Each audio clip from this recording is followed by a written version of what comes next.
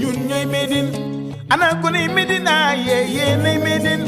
ana magu Médina yéenay Médine.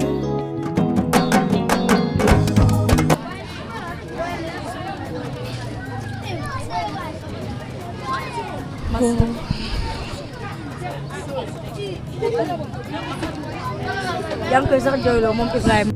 gis nga yow ma jóg faale waaw Alaaji Tamsir Fall mooy sa baay yaay Aminata Cuun mooy sa yaaye Ami Cuun aram. ndax lu mu métti métti fee mu toog di jaay chaque jour nga yonu paanam indi ko bu paree yaa koy delloo gis nga liggéey boobu ngay def sa yaay lu mu la mayul mënula ko xañ gis nga xale boo nekkee xale da ngay nangu conseiller am kilifa ñu nangul laay yilif nga def li nga war a def nga jàppale say waajur taxawu say waajur te xam ne ba nu dul dara sonn nañ si yow fi nu la jaarale ba nga yegg si fii xamoo ko te incha allah ñoo ngi lay topp même boo leen gisatu dañ lay topp donc na nga jàpp ni Médina gii koo fi romb muy góor di jigéen di xale di mag di ndaw na nga ko warmal na nga ko jox cër na nga booloog ñëpp parce que lii ñoo fait la force tant que amoo ful bi amagoo dara bis bu la yàlla booleeg fi nga dëkk foo mënti dem dañ lay gunge doo fa wét te li la kay may mooy cër li nga nekk nag yàlla na la si yàlla yokk bu baax a baax a baax gis nga kee ñu lay wax mooy Pape Siré Dia international la woon comme yow te fu ne def na ko mais lu ko may lii mu am du dara cëral waajur fonk waajur jox cër waajur ak liggéey te mi ngi nii tey pare na te teewul mi ngi nii suñu biir te fu mu dem ñu warmaal ka naw ko parce que ba mu si toll li mu def moo ko may lii kon lii nga am tey na nga ko góorgóorlu nga fonk ko sàmm ko bu baax ñun ñoo ngi sa gannaaw te ñoo ngi lay ñaanal guddi ak bëccëg te kanam jëm kii téeñ la rek yan bi ñëwagul jëmal kanam. xoolal sori li si des yëpp am nga ay référentiel yu bëri yu nekk fi bu dee référence rek Médina Kënam mi ngi fi yàgg na Makou Nges mi ngi fi yàgg na kii démb la Boy Bandi mi ngi fi ñoom ñi nekk Pape Sidi sax ñu ngi fi fekkee da nga bëgg ay conseil ak lu mënti doon ci mbirum nekkin football am nga foo mën a ñëw toog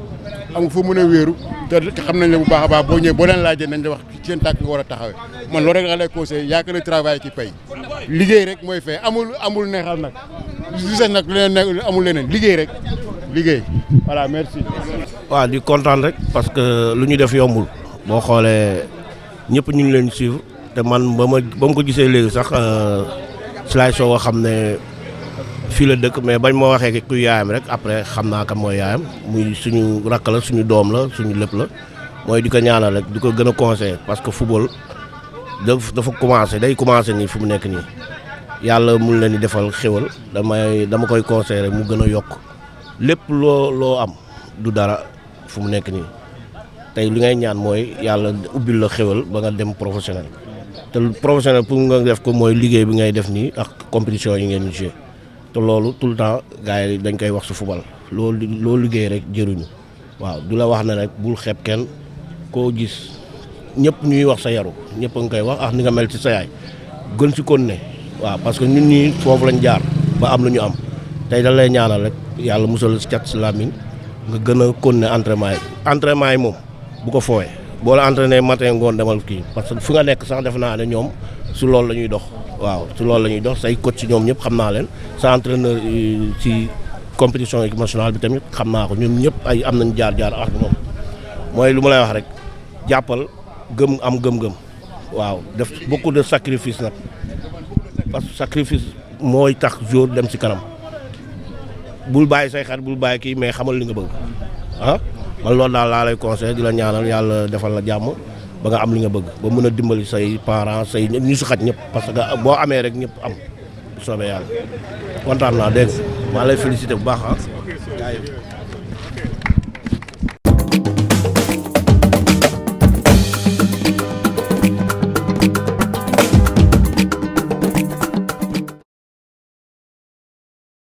ami internet Médina TV di am mbégte ak contentement di janoo ki yéen saa su ne tey suñu émission dafa spécial ndax dañoo am champion d'Afrique bu ñu toogal dañ koy bàyyi mu nuyoo wax ñu turam wax ñu santam wax ñu ki mu doon ba pare ñu doog a dugg ci nuyu nañ la. waaw ñu ngi lay fay maa ngi nuyu ñëpp maa ngi tudd Ibrahima Sori Sow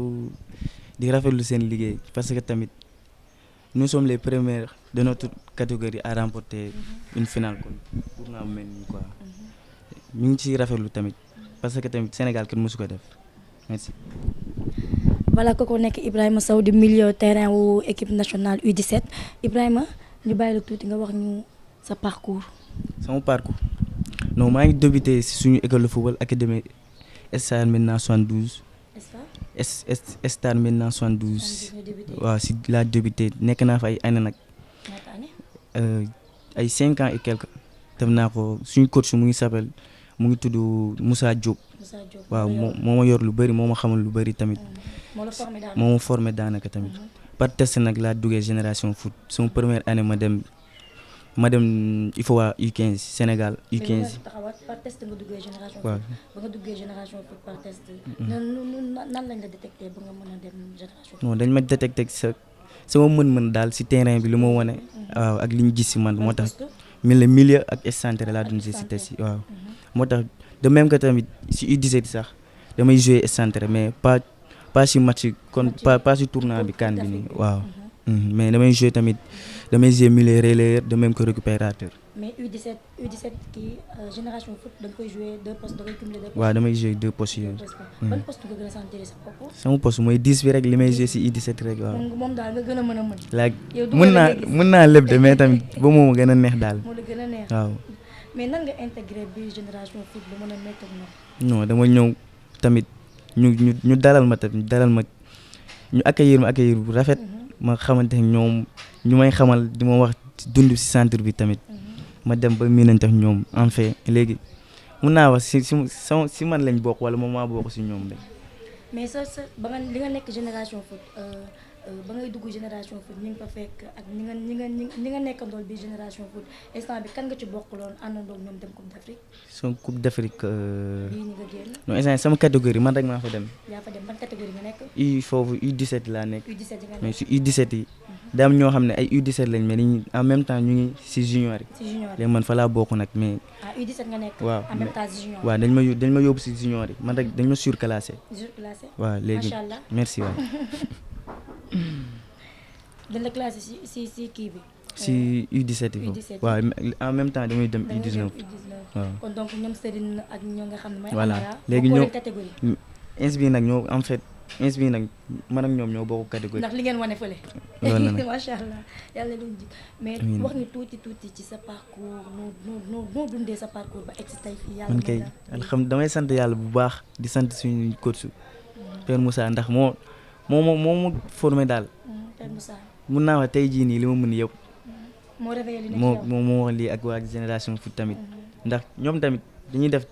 liggéey bu rafet ñoom ñooy formé joueurs yi soo ko jox centre. loolu tamit am nañ contentement daal day am contentement su ma gisee tamit man mii di joueuram ma toll tey fii nii def loo xam ne kenn deful tamit. day kontaan te loolu tamit ñun dañ ko bëgg nañ mel def dara si maintenant daal ba ñu ràññee ñu waaw lu baax. macha allah gis ngeen ko koy Ibrahima Sori ñu gën ko xam ci 5 équipe nationale U17 ñu gën ko xam tamit ci milieu terrain wu génération foot en même temps du cumulé U17 ak U19 macha allah mu nekk lu muy doomu Médina di fierté Médina mais Ibrahima ñu ñëw tuuti avant ngay dem équipe nationale bi génération foot nan ngeen di dundee biir génération foot parce que gis nañ ni génération foot macha allah yàlla na leen yàlla lafal cat ay joueuram ban secret moo nekk biir génération foot. secret bi tamit comme li nga gars yi waxee rek comme li nga gars yi di waxee secret joueur moom travail la rek. dañuy travail parfois dañuy def 2 séances par jour matin bi dañuy dem salle soir bi ñu dem entraîner. dañuy loger fa la ñuy loger chaque week-end rek la ñuy libéré. ñu dem week-end voir suñu famille yi ñoom mais tamit du dara dañoo liggéey rek parce que tamit c'est le travail qui paye. loolu la tamit génération foot dafay cumuler sport étude wala sport boobu nga fay. non sport étude laa fay def sport étude. bi mën nañ ne fa ngeen di jàngee. waaw fa laay jàngee nii. fa ngay jàngee génération foot. waaw foofu. mais ban classe nga bàyyi woon avant nga dem génération foot. man. ah. dañ bàyyi mu sedd rek. waaw ban classe. non instant élève la troisième laay def. kon baax na waaw génération foot daal nga nekk école génération foot. waaw école kon baax na. Bernard Serin la tudd sax waaw. Ibrahima ñu dugg tuuti ci champion d'Afrique di la ñaanal yàlla na la jig. amiin amiin jig say morom yëpp. ñu xool xaaraat coupe du monde bi ngeen bokkaat ci. mu jigaat dañ ngeen dem andi ndam. Ibrahima nan la coach bi détecté ba mën la yóbbu li nga xam ne mooy. ak coach bi doon nañu suivre U15. ndax man maa nekkoon capitaine U15 te année bii nii ñun ñoo ko remporté ñoo jël final bi te moom doon nañu suivre xam naa tamit. ak sama mën-mën sama capacité moo tax mu détecté ma tamit en même temps tamit si tournoi yi avant tournoi yi ñuy joué si championnat Sénégal am na tournoi ñuy organiser centre yi dañuy joué waale en même temps day ñëw suivre xam naa fa la gisee fa laa ko bëggee wala fa la gisee sama mën-mën mu ne kii mën na ma njëriñ dara moo tax mu jël la boole la waaw mais bëri woon ngeen li ngeen doon dugg stage ak moom mais stage yëpp da nga ko matal. waaw stage yëpp tamit blessé wu ma benn yoon maa ngi sant yàlla bu baax nag alhamdulilah maa ngi doon joué maa ngi doon dugal tamit macha allah maa ngi doon joué maa ngi doon dugal waaw ñu ngi doon gérer match yi daal normal ñun ñëpp. Ibrahima avant liste bi di génn. pression bi nga àndal. di nga bokk wala du bokk wala gëmoon nga ne di nga bokk. non man kay gëmoon naa ne damay bokk. gëmoon nga di nga ndax ñun ñii xamante nañ suñu biir. wóoloon naa sama bopp man xam naa li may def. mënoon choix am la rek. kii choisi élimine mais. dama gëmoon ni que man sama capacité ak yàlla suñu borom daal lu muy dogal. man dama siy bokk. waaw gëm naa ko. ak travail bi nga xam ne moo la fay. waaw moo ma fay. waaw ñuy wax tuuti ba ngeen demee ba li ngeen xam ne mooy dernière phase avant finale muy demi-finale. demi-finale Ibrahima foofu ban pression ngeen nekk. ñun kay depuis bu ñu yegsee si qualification bi sax lañ gën a am pression que début match bi. parce que ñun suñu premier objectif. moo nekkoon pour ñu génn suñu poule léegi match de qualification lañ gënoon lii ndax moo nekkoon suñu deuxième objectif pour qualifier coupe du monde te def nañ ko ñu ngi sant yàlla bu baax. mais ba ngeen qualifier coupe du monde ba pare. mais pour ngeen egg final ba ngeen eggee final ngeen war a am Maroc. ngeen amati naar mais c'est la première fois ngeen dajeek Maroc parce que tournoi yi bëri woon na mais amagoo leen woon Maroc. non ngeen ñetti match amical ngeen dóor benn ñoom ñu dóor leen. ngeen nul benn. mais ngeen dajeek Maroc waat encore. non Maroc ñu ne ñoom tese nañ sax foofu ndax ñu ne ñoom avant tournoi bi coupe CAN bi ñu ne ñoom génne nañ match amical ñu doon ñu 2-1 fekk dañoo teel a am rouge nag loolu moo ñu xawoon indi difficulté waaw moo ñu sonaloon mais xam nañ seen jeu xoolaat nañ seen ay vidéo analyser waat coach bi xamal ñu daal seen point faible. mooy suñu leen pressingé ak te ñoom duñ daw ñoom dañuy suñu téye bal di conserver rek ñun li ñu bëgg dinañ ko am moo tax it final bi tamit mu xaw a metti ndax ñoom tamit xam nañ ñun xam nañ leen moo taxoon parce que joué ngeen ñetti match yi mais Ibrahima ñuy wax tuuti ci seen final ba tey lañ nekk parce que final bi tiitaloon ngeen ñu nag wax dëgg neex yàlla man toog naa ci kaw fauteuil toog naa fu ne mais final bi kay ñëpp a tiitoon wax dëgg parce que dañ ñoo teel a dugal te en plus match bi ñoom dañ ñoo dugal ba pare bëgg a yàq match bi. waaw foofu laay ñëwee bañ leen dugalee ba pare. ñu yàq match bi ngeen dem deuxième mi-temps gis nañ ni dañ leen dugal ba pare ngeen bëggoon kooku dugal li nga xam ne mooy marocain yi te tel n'est pas le cas ban ngeen dem mi-temps lan ngeen doon yëg. ñun kay moom jàppoon ngeen ni perte ngeen. jàppoon nañ ñu perte nañ sax mais suñu coach muy coach Serigne Saliou Dia moo ñu motivé ak. ñu koy nuyu de passage nag rafet la def macha allah. ñu bëri tamit ay ministres yi ñëpp. ay Augustin Senghor. waaw ñoom ñëpp ñëw motiver ñu tamit ñu xam ni. deuxième mi-temps waaw ñu xam ni ñi nekk suñu ginnaaw tamit mënuñu def lu dul kontaan loo leen rek ak ñi ñëwoon ñi jóge Sénégal ba jóge fii dem ba foofu mënuñu leen fay lu dul gagné match bi daal waaw. mais boo xoolee Ibrahima gis nañ ni que U17 yi. ñoom rek ñoo desoon ci phase bi. parce que gis nañ U20 jël ko. CHAN bi jël ko. U23 malheureusement ñu ngi leen di ñaan yal na leen yàlla may prochainement ñu dem ak jàmm. yéen ngeen des ñu nag yéen yaakaaroon da ngeen di tombé à l'eau. waaw non ñun tamit dañoo bëggoon lu dul année bi moom li ñu def Sénégal kenn defu ko. dañoo suñu mag yi suñu grand frère yi fu ñu teggi seen tànk fa lañ teg suñu tànk rek. seen yoon lañ lii waaw te am na ñoo xam ne tamit jot nañ ñu conseil comme Kalidou Koulibaly doon nañu motiver di ñu conseil di ñu souhaiter bonne chance ci match yi ak ñoom Samba Diallo ñoom ñëpp moo tax bi tamit mënuñu woon def leneen lu dul gagner rek parce que dafa neex tamit dafa neex def loo xam ne kenn defu ko. voilà kon gis nga Ibrahima wax na ko. motiver nga leen def ñëpp defal nañ leen li ngeen xam ne mooy li leen war yëpp mais ba ngeen demee ba jël final bi Ibrahima ngeen jooyloo wat naari sonal ngeen naari de Sénégal tamit suñu mag yi rek ñu rey rek la ñuy rey rek parce que ñoom ñoo def loolu ñun tamit ñu ñëw def loolu rek def leen loolu merci. voilà kookoy Ibrahima Sori ñu gën ko xam ci numéro 5 Sénégal mu nekk fi nga xam ne mooy Génération Foot voilà suñu champion d'Afrique fierté doomu Médina la donc suñu fierté la Ibrahima tey lan ngay wax jeunesse Médina bi nga xam ne dañuy yëngu ci sport bëgg sport. maa leen di wax ni que sport moom dafa siis mën naa dafa siis da nga koy jox àkkam rek fii ñu bëri sax pour ma génn koñ bi du ma jël sama bopp exemple sax mais si yeneen joueurs yu mag yi entraînement récupération di bàyyi affaire yu bëri ndax fii moom comme ni nga gars yi di waxee rek am na ñoo xam ne ñoo bëri caaxaan du ma wax nag fóolu moom da ngay jox àkkam da ngay entraîner récupération di lekk lu baax waaw di naan lu baax waaw et tout teel a tëdd teel a yeew. sa diggante ak sa yaay ñëw ci tuuti. non sama yaay moom moo tax sax may gën a ñafe ndax dafa ma wax lu daw yaram avant may dem IFOA bi bi ma jógee IFOA bi kay bi ma jógee dama toog mu ne ma instant yi si man lañ yaakaar daal sama yaram daw toog naa di xalaat waaw même suñu match tiro bi sax bi ma tegee penalty bi rek sama xel fa si moom la dem moo tax bi ma dugalee sax dama kontaan maa ngi kontaan bu baax maa ngi koy remercier nag ndax jàppale na ma lu bëri ak moom sama coach ñoo may xamal daal ñoo tax may gën a góorgóorlu quoi. Ibrahima soo gisee sa yaay ci fi muy toog pour dimbali leen tey sa yaram daw mais tey lan nga bëgg a defal vraiment découvrir sa yaay mu gën ko xam ci yow. bëgg naa ko defal ci loo xam ne si doomam mi daal kenn mësu ko defal ndax ñun ñëpp loolu lañ bëgg ñun ñëpp loolu lañ bëgg tamit am lu ma defar ko loo xam ne kenn mësu ko defal ak maintenant loo xam ne tamit kenn mësu ko def. en tant que joueur gis nañ ni parfois say di liggéey bi di ko jàppale fi bërëbu liggéeyukaayam yombul ci joueur bu mel ni nekk génération foot bu ne génération foot xale yëpp ay tiit wala naan non kii star la léegi te gis nañ ni wàccee ak sa wàccee bi nga wàccee sa bopp buy jaay nga dem jàppale ko si jaay bi non dama xam ne tey su ma seddalee xolam rek du ma wax sama yoon dina baax de mais sama yoon du am ay difficulté yenn nii waaw loolu moo tax tamit ma koy gën a jàppale ndax xam naa ne instant yi sama moom laa fi nekkal te moom kese moo ñu jàppale il faut tamit ma def dara pour wàññil ko mënu ma def lépp mais ma wàññil ko difficulté yi. soo toogee yow doomu ban moo ngay xalaat ci sa yaay mooy ñëwaat ci yow. comme li ma ce que je viens de dire rek lu ma waxoon mu toog nañ man a moom kese mu jàpp bu ma waxee loolu sama yaram daw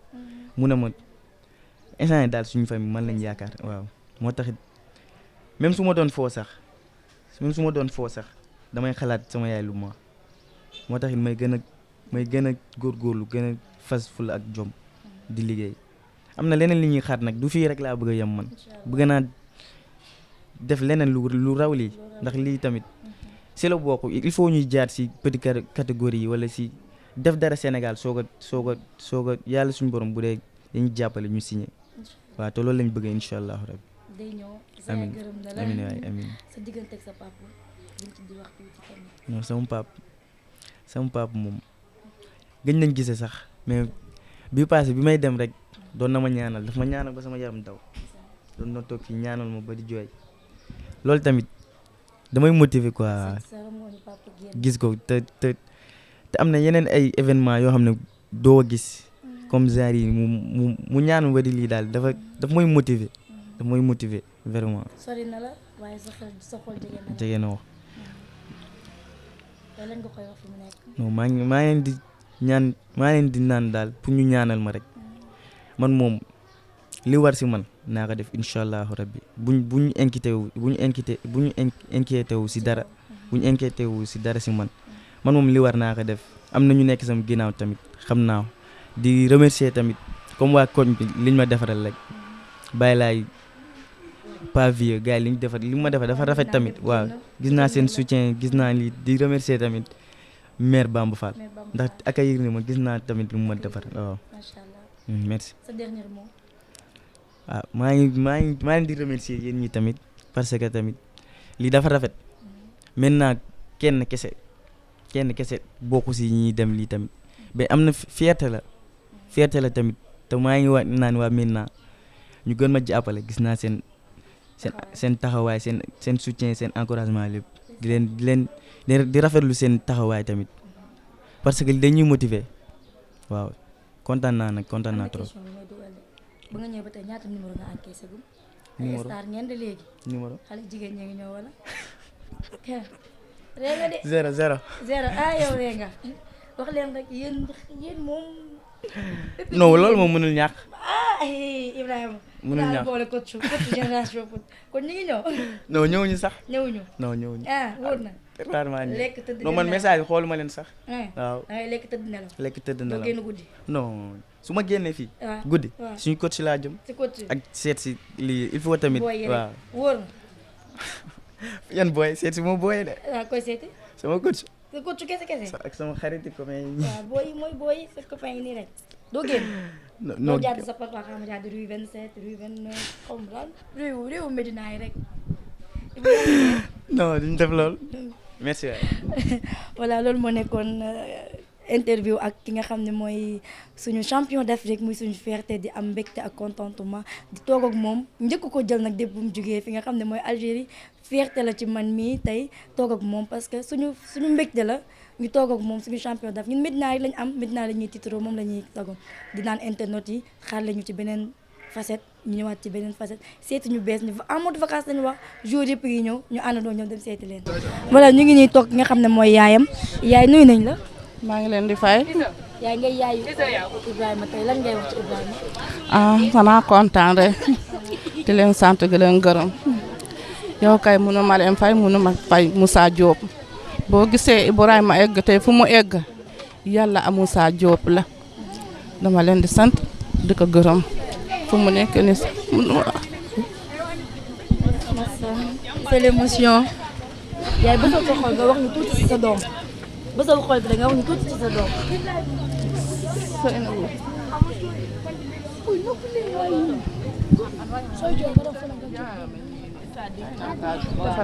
yaay tey sa bërëbu liggéeykaay lañ la fekk pour rek nga témoigner sa doom parce que ay mag ndaw koñ bi ñëpp wax nañ mais yaa gën a yeeyoo ci wax ci bësal sa xol nga wax ñu kan mooy Ibrahima si yow. Ibrahima benn la si man sama xale yi benn la si ñoom.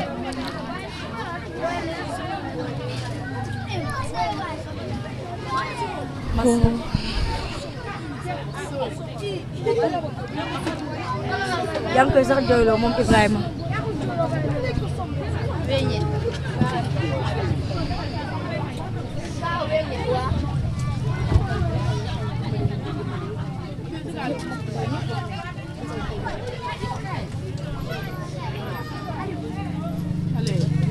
li ma leen di sant loolu la ñuy def nangu nañ jàng yaru nañ tey nañ su ma leen waxee defal lii loolu la ñuy def su ma leen waxee bàyyi lii loolu la ñuy bàyyi fu mu nekkee nii kay aw ma dara lu ma leen. Ibrahima da lay yónnu ay paanu beñe pour. paanu beñe ñëw jaay dem jàngi def lu nekk xale yi defal ne ma ko. billahi bala Ibrahima dañ ko sélectionné équipe nationale nan fan la fekk. fii la ma fekk. Massa yaay. jërëjëf kontaan. c'est l'émotion voilà yaayam la xolu yaay moo fees rek parce que. yàlla bu baax sant naa yàlla bu baax boo gisee li tey yàlla kese du man du keneen yàlla am Moussa Diop ay yéen tamit yàlla neen yàlla fay. amiin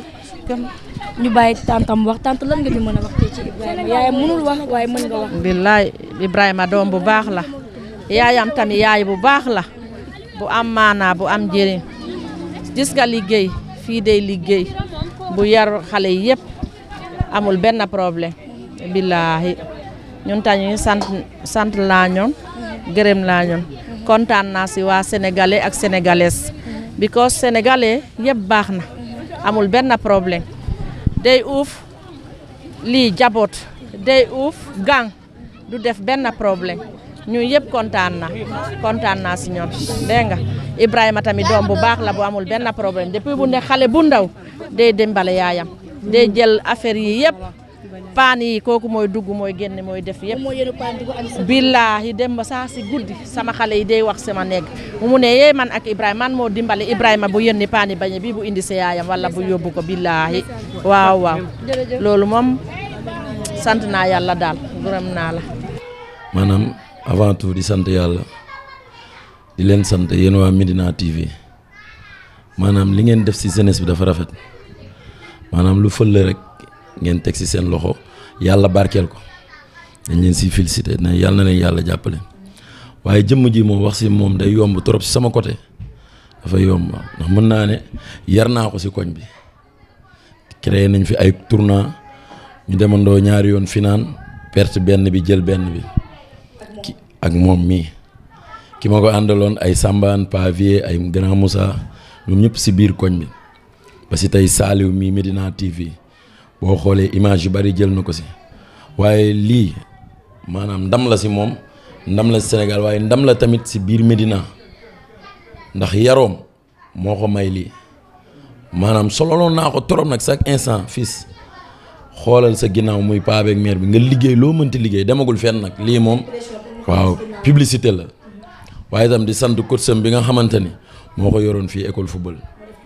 lépp moom la di ko sant fii si Medina lépp moom la ba ni muy demee génération fa di ko sant di ko gërëm parce que sama xol dafa sedd lii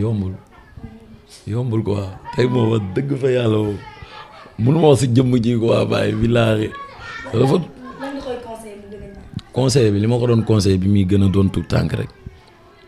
mooy football dafa fiir sport dafa fiir ñun ñëpp jaar nañ si sport xëy na yàlla moo ko tudd waaye sport li mu sant mooy entraîner récupérer wàllum jigéen moom bu ko sax xool bul teel a dund pro waaw bu lépp sottee ba nga signé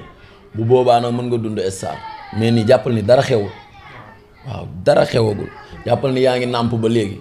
te da nga war a jëli li si kanam loolu laa koy conseillé. waaw fay naa leen yéen waa Medina TV man la Père Moussa waa dëkk Medina juddoo fi màggee fi bon di leen dalal di leen ñaanal suñu borom tamit li leen yëkkati yàlla def si xéewal jàmm ak salaam si barke yonent bi. Père Moussa tey ñu fekk si la fii sa koñ. ñu gis tey sa benn jour parmi ci Coupe d'Afrique bu génn si. lan la ñu mën a wax ci Ibrahima Sori. waaw Ibrahima Sori Sow moom dafa dëkkoon rue 35 bi angle 24 fii si Medina ma yore école de football bi ñuy wax Medina 72 mu nekk lu ndaw am 5 ans. mu ñëw ne dafa bëgg a inscrire Medina 72 moom bon ma xool ko mu disponible xale bu am yar comprendre nga am yar ba pare am disponibilité bu bari si diggante moom ak ñu fi nekk bon mu commencé nag yaayam inscrire ko si ñun amee 5 ans inscrire ko mu commencé di liggéey comme ñun ni ñuy liggéey si xale rek si footballistique comme naa jàngal ko fondement football waaw ba mu xam lan la mu nekk xale bu yaru bu ñu waree jël bu bagage sax moom mooy jël si bagage am na joueurs yoo xam ne bëgguñu jël bagage xale waaw dafa tarbiru te am na leneen loo xam ne waxuñu la ko si sama liggéey bu may liggéey bu bokk la footballistique bi waaw daf ma si jàppale waaw day teel a ñëw na ma père ma ne ko day mu ne ma damay ma ne ko da ngay jàng alxuraan mu ne ma waaw ma ne ko waa léegi mën nga dem mu ne ma noo père baa ma liggéey la lii ngay liggéey ba pare ma doog a dem mu doog a dem jàng alxuraan bokkul ak entraînement bi xam nga loolu man xam naa ne moom day réussir ji ëllëg si football parce que lu football laaj yëpp mi ngi koy def football dafa jafe waaw ba pare na dëdd mu doon xale bu yaru Medina boo laaj danaan dafa yaru dafa calme ñëpp xam nañ ko te dafa naa ku yaru rek dafa naa li nga bëgg a ut si footballistique bi di nga ko am si métier bi parce que métier bi dafa laaj discipline. voilà discipline te ñun tam dañ ko ci yar ñu participer ci développement éducation participer ci développement footballistique moo tax nag ñun ñuy bettuñu bu ñu demee ba mu xam ne am na qualité dëgg ci footballistique ma xool ko moom ak ay moromam am na ay moromam yoo xam ne ay jinne lañu ba ci rakkam jinne la rakkam macha allah jinne la ci football ma tànn ko moom parce que qualité yu mu am yu ma won ma tànn ko yóbbu ko mu defi stage.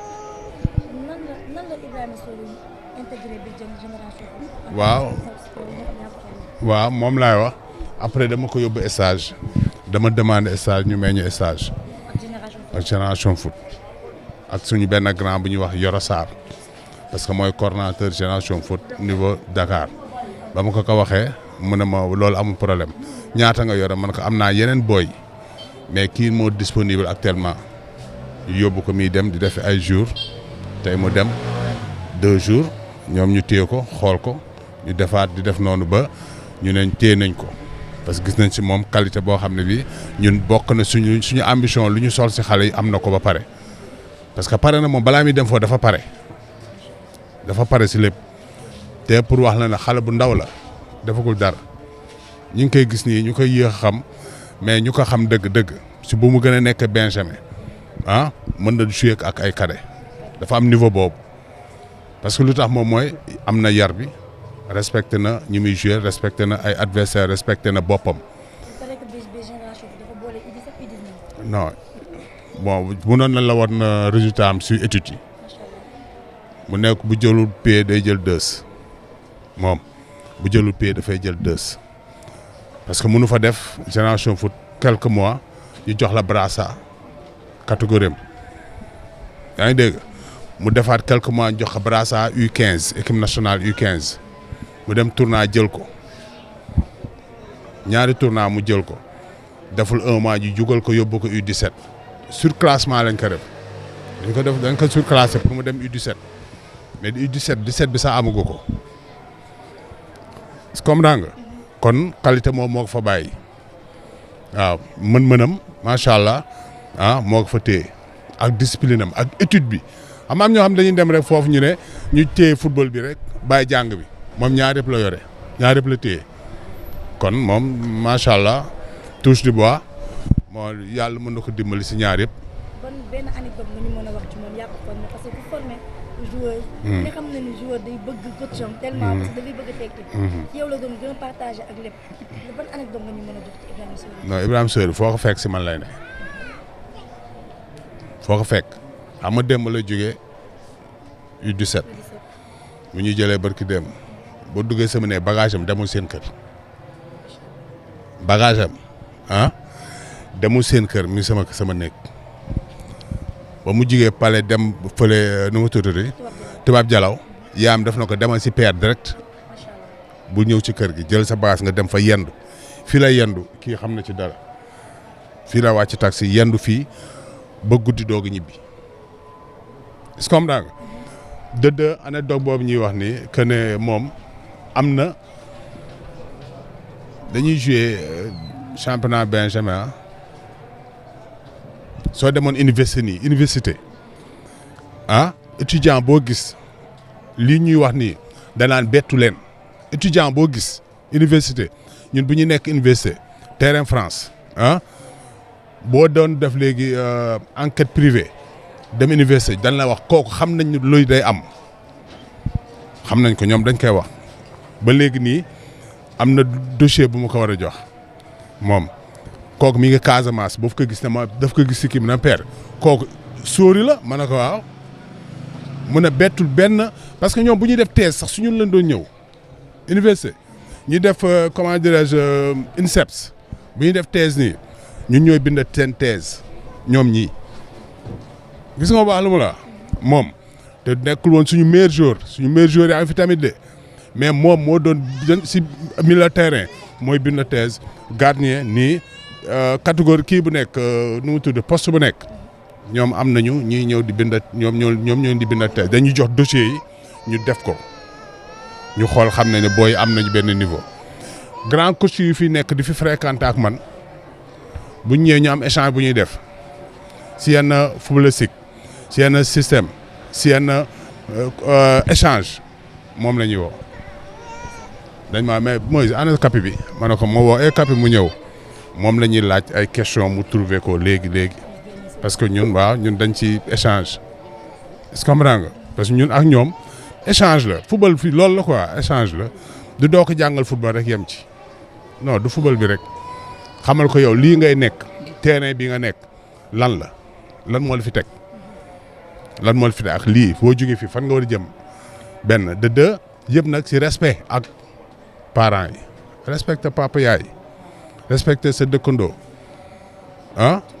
boo taxoon si koñ bi léegi dañ xam lu leen njëkk a wax su ñëwee fi kër gu ne lay dugg nuyoo kii yaayam xam na kii te maamam la dem bu mu ñëwee def ko accolade fii ne maa ngi koy gis sóori si télé bi ju koy ñaanal ñoom ñi dañ koy ñaanal kii nii Abdou Koné amul lu mu dul def si ñoom lu tax xam nga du la moom chaque samedi dina génne 4 mbuusu ndox sachet ndox di ko jox booy yi ñoom ñi bu ñu entraîné xam nga mun nañ ne dafa nekk genre bàyyi ñu bàyyiwuñu de saa yu jëm vacances su ñun lay entraîné samedi dimanche école bu tëjee ñun lay entraîné année bi yëpp ba muy delluwaat. non noppaloo ko bari parce que dama xanaa da nga war a yëkkati sa niveau boo joué ak ay mag yëkkati sa niveau pour nga dépasser leen pour ñëwee fii Médina pour noppalu ko non kon ñu duñu am si moom yaakaar noppalu ko indi ko fii nii liggéey rek moo la ciy génnee football métier la fo la mais du fo bu ñuy foowee fo la de xam nga xale ndaw yëpp ñu ngi fo ci football mais du fo boo xam ne da nga koy fooyee fo la boo xam ne bii da nga ci mën a dimbali ëllëg say waajur mooy il faut nga respecté yow li ngay def respecté ñi nga nekkal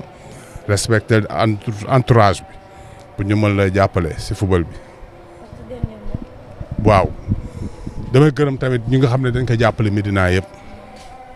dañ ko jàppale Médina benn comme ku mel ni Abdou Koné daf ñuy jàppale da koy jàppale di ko dimbali des fois da ngay wax ni dimbali ñu foog ne dimbali xaalis la da koy dimbali si kàddu ñi ma nekk ñëpp dañ koy dimbali si kàddu dimbali ñi ma yore mi Médina 72 académie Stade Foot Médina 72 xale yëpp si kàddu bon di gërëmaat xam naa di ma xamay tuuti di gërëmaat suñu maire war na mën a nekk waaw di ñu ko gërëmaat si lu mu ñu defal ñun démb parce que amuñu ku mel ni moom Médina moom booy bii nii amuñu ko U17 nga jël champion d'Afrique comme défendre commune Médina te moom rek moo ko am 17 ans ñu jël coupe d'Afrique su ñoom la amul feneen amu fi kon moom dinañ ko gërëmaale suñu maire Bamba Fall parce que lu mu def nii mënoon na ko bañ a def mais def na ko woo invité ñu démb Douta Seck ñu nekk fa ba yenn heure si anniversaire bi ñu dugalaale ko mais dañ koy rafetlu parce que wax ñu ne la booy bi moo jëmmal foofu. kilifa yi fi nekk ñu gën a ñaan rek suñu autorités yi nekk si Médina gën a defar terrain yi gën a ñu bokk si ñuy éduquer xale yi ñun ñëpp parce que ay éducateurs lañu dañu bokk si jaamu yàlla ñuy war a jaamu yàlla si tout tànk yi waaw yàlla na si yàlla taxaw yéen itam waa Médina TV boo yéen moom yéenay Médina Médina tout court yéen la quoi waaw parce que lu fi rafet yéen la luñ fi jëmmal yéen la te yéenay rafetal lu war a ñaaw yéen rafetal ngeen ko bon di gërëm ñëpp gërëm tamit suñu benn grand bu ma wax ni Yoro Sarr gërëm ay Aliou Diop gërëm Abdou Koné gërëm sama waa koñ yëpp parce que affaire bi moom buñ ne nii rek ñu ne père doomu booy Moussa booy père te booy Médina yëpp lañ waaw fu ma tourné père na nga def père nii bon damay gërëm ñëpp loolu